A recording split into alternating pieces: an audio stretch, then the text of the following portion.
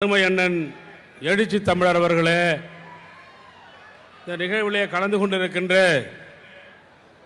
வேங்கையின் மைந்தன் மாண்புமிகு உழவர் மற்றும் வேளாண் துறை அமைச்சர் அவர்களே, மாண்புமிகு தொழிலாளர் நலத்துறை அமைச்சர் அவர்களே, அருமை அண்ணன் கே.எஸ். அழகிரி அவர்களே, அருமை அண்ணன் பாலகிருஷ்ணன் அவர்களே, அருமை அண்ணன் மணிவாசம் அவர்களே, செந்திலாதிபன் அவர்களே, விடுதலை சிறுத்தைகள் கட்சியினுடைய முன்னணி தோழர்கள், எழுத்தாளர், காட்டுமன்னார்கோவில் சட்டப்பேரவையுடைய முன்னாள் உறுப்பினர், விடுதலை சிறுத்தைகள் கட்சியினுடைய பொதுச் செயலாளர் அருமையன் துரை ரவிக்குமார் அவர்களே, இந்த நிகழ்ச்சியை ஒழுங்கு செய்து நெறியாண்மையுடன் நடத்தி கொண்டிருக்கின்ற விடுதலை சிறுத்தைகள் கட்சியினுடைய ஊடகப் பிரிவு பொறுப்பாளர் அருமை தோழர் ஆலூர் ஷானாவாஸ் அவர்களே, சட்டமன்ற கட்சியினுடைய தலைவர், காட்டுமன்னார்கோவில் சட்டப்பேரவை உறுப்பினர், பொதுச் செயலாளர் சிந்தனை செல்வன் உள்ளிட்ட அனைவருக்கும் என்னுடைய பணிவான வணக்கம். எழுச்சி தமிழர்களுடைய உயிருக்கும் உயிரான விடுதலை சிறுத்தைகளுக்கு தமிழக வாழ்வுரிமை கட்சியின் சார்பிலே வணக்கத்தை முதற்கண் தெரிவித்துக் கொள்ள கடமைப்பட்டிருக்கின்றேன். புரட்சியாளர் அம்பேத்கர், அயோத்திதாச பண்டிதர், தாத்தா ரெட்டமலை சீனிவாசனார் காலத்தில் கூட நடைபெறாத 72 ஆண்டுகால இந்த சுதந்திர இந்தியாவில் தலித் ஒருவரால் அமைக்கப்பட்ட விடுதலை சிறுத்தைகள் கட்சி அங்கீகாரம் பெற்றிருக்கிறது என்று சொன்னால் அது எழுச்சி தமிழர் அவரை மட்டுமே சாரும்.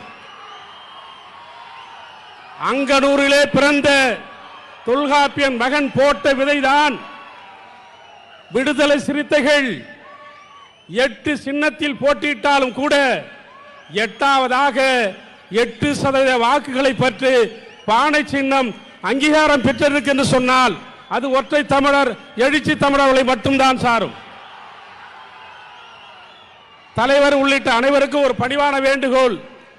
எங்களுடைய குடும்ப தலைவர், தமிழக வாழ்வுரிமை கட்சியினுடைய நிறுவனர், அன்பு தலைவர் முத்தமிழ் அவர்கள் கலந்து கொள்கின்ற இந்த நிகழ்ச்சி, அவருடைய உதவியாளர் திருமணம் தொடர்ச்சியாக ராமநாதபுரத்தில் நடைபெற காரணத்தினால் அதில் கலந்து கொள்ள வேண்டுகின்ற ஒரு சூழ்நிலையாலும் 8ஆம் தேதி ராமேஸ்வரத்திலே தமிழக வாழ்வுரிமை கட்சியில் 1000 பேர் இணைகின்ற ஒரு இணைப்பு விழா இருக்கின்ற காரணத்தினால் இந்த நிகழ்விலே கலந்து கொள்ள முடியவில்லை என்பதை நான் உங்களுக்கு பதிவு செய்து கொள்ள கடமைப்பட்டிருக்கின்றேன்.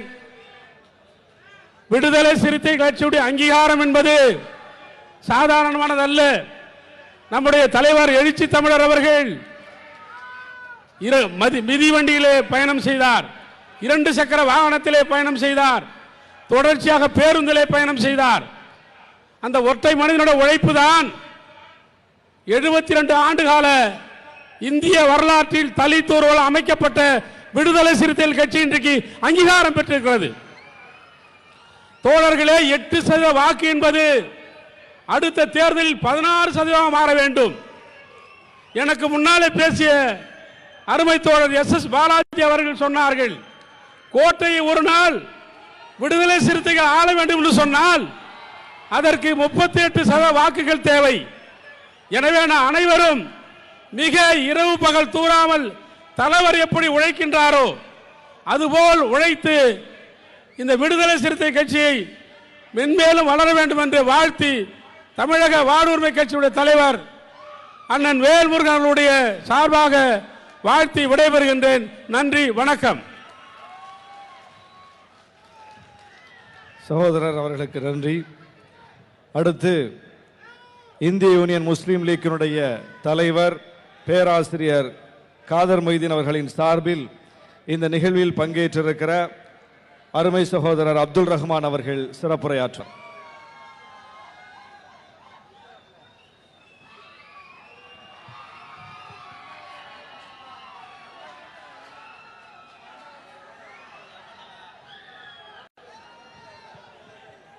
அருளாளன் அன்பாளன் ஏக இறைவன் திருநாமம் கூறி எனது வார்த்தைகளை துவங்குகிறேன். சிதம்பரம் மாநகரில் பேரெழுச்சியோடு நடைபெற்று கொண்டிருக்கக்கூடிய விடுதலை சிறுத்தைகள் கட்சியின் தேர்தல் அங்கீகார வெற்றி விழாவின் தலைவர், விடுதலை சிறுத்தைகள் கட்சியினுடைய பொதுச் செயலாளர், காட்டுமன்னார் கோயில் சட்டமன்ற தொகுதி உறுப்பினர் அருமை சகோதரர் சிந்தனை செல்வன் அவர்களே, முன்னிலை வைத்துக் கொண்டிருக்கக்கூடிய விடுதலை சிறுத்தைகள் கட்சியினுடைய முன்னணி தலைவர்களே, வரவேற்புரையாற்றி அமர்ந்திருக்கக்கூடிய மாவட்ட செயலாளர் சகோதரர் அரங்க தமிழ்வொழி அவர்களே, இந்த நிகழ்வை சிறப்பாக நெறியாளுகை செய்து கொண்டிருக்கக்கூடிய அருமை சகோதரர் ஆலூர் சானவாஸ் அவர்களே, இந்த நிகழ்ச்சிகளை பங்கேற்று வாழ்த்துறை வழங்க இருக்கின்ற வேங்கையின் மைந்தர் மாண்புமிகு அமைச்சர் MRKP அவர்களே, மாண்புமிகு தொழிலாளர் நலத்துறை அமைச்சர் CV கணேசன் அவர்களே, காங்கிரஸ் பேரியக்கத்தின் ஆளுமை மிகு தலைவர் அண்ணன் KS அழகிரி அவர்களே, இங்கு உரையாற்றி விடைபெற்றிருக்கக்கூடிய மார்க்சிஸ்ட் கம்யூனிஸ்ட் கட்சியினுடைய மத்திய குழு உறுப்பினர் அருமையண்ணன்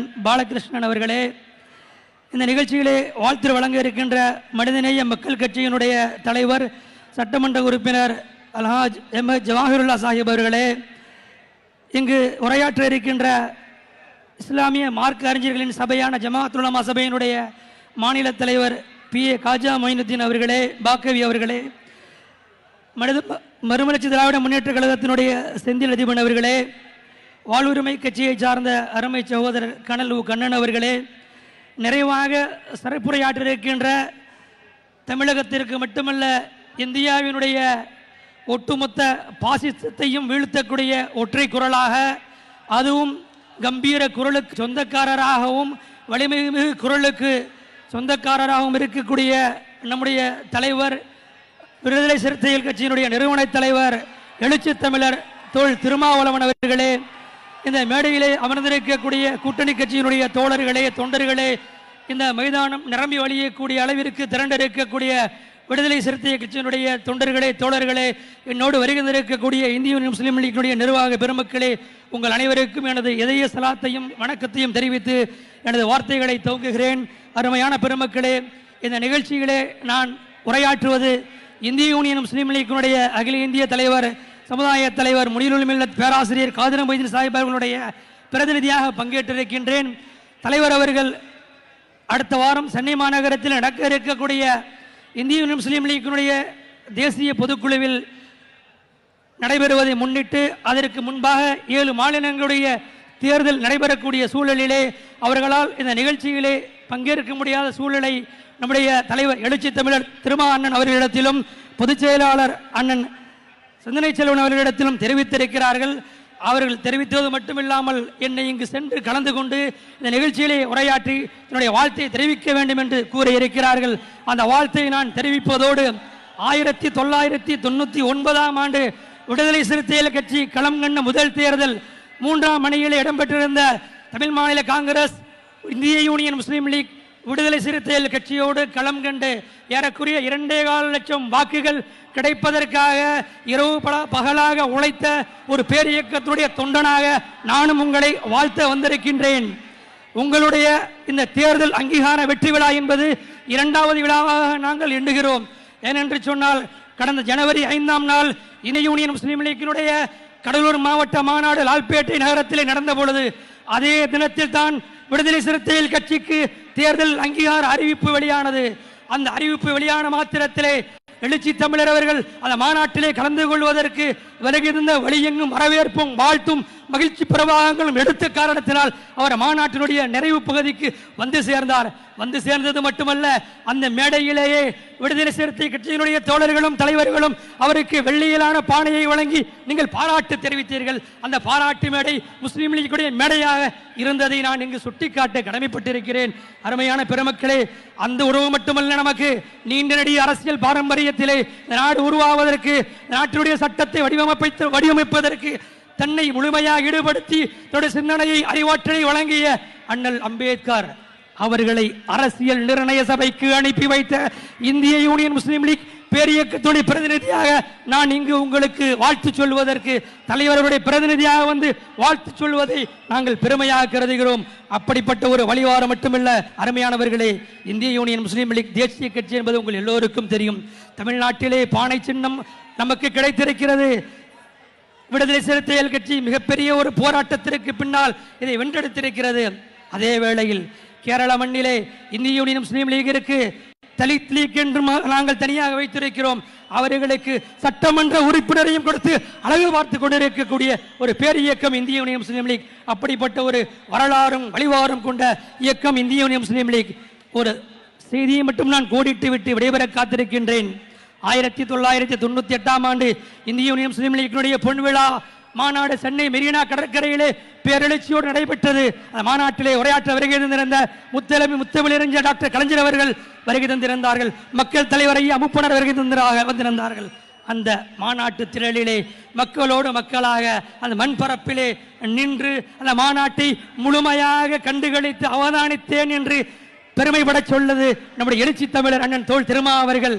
இந்திய யூனியன் முஸ்லீம் லீக்குடைய பெருந்தலைவர் முஜாஹிதே மில்லத் ஜிஎம் பனாத்வாலா சாஹிப் அவர்களுடைய பாராளுமன்ற உரைகள் நூல் வெளியீட்டு விழா சென்னை கலைவாணர் அரங்கிலே நடந்த பொழுது இந்த செய்தியை அவர்கள் மகிழ்ச்சி பொங்க தெரிவித்தார்கள். அப்படிப்பட்ட முஸ்லீம் லீக்கினுடைய மேடைகளிலும் பொதுக்கூட்டங்களிலும் நின்று உரையாற்றி சிறப்பு சேர்த்த விடுதலை சிறுத்தை கட்சியினுடைய வெற்றிக்காக இந்திய யூனியன் முஸ்லீம் லீக் தொடர்ந்து பங்காற்றி இருக்கிறது, பணியாற்றி இருக்கிறது. எல்லாவற்றையும் விட இந்த தொகுதிக்காரர் என்ற அடிப்படையிலே பானை சின்னத்திற்கு நாங்கள் வாக்களித்திருக்கிறோம். நான் வாக்களித்திருக்கிறேன். ஏன் கடந்த சட்டமன்ற தேர்தலிலே இந்திய யூனியன் முஸ்லீம் லீகிற்கு ஜனநாயக முற்போக்கு கூட்டணியிலே வழங்கப்பட்ட சிதம்பரம் தொகுதியிலே நான் ஏனி சின்னத்தில் நின்றிருந்தாலும் நான் வாக்களிக்க வேண்டிய தொகுதி பானை சின்னம் போட்டியிட்ட தொகுதி. அங்கு சென்று காலையிலே வாக்களித்து விட்டுத்தான் ஏனியினுடைய தேர்தல் பணிக்கு களத்திற்கு வந்தேன் என்பதை நான் பெருமையாக சொல்லி இந்திய யூனியன் முஸ்லீம் லீக்கினுடைய பெருந்தலைவர் சமுதாயத்தினுடைய தலைவர் முனீருல் மில்லத் பேராசிரியர் பிறந்தை அவர்கள் சொல்லிய அந்த நல்வாழ்த்துக்களை தலைவர் அவர்களுக்கும் உங்களுக்கும் இந்த நல்ல நேரத்திலே தெரிவித்து இந்த வகையிலே இந்த எளியவனுக்கும் வாய்ப்பு வழங்கிய உங்கள் அனைவருக்கும் நன்றி பாராட்டி எனது வார்த்தைகளை நிறைவு செய்கிறேன். நன்றி, வணக்கம், சலாம்.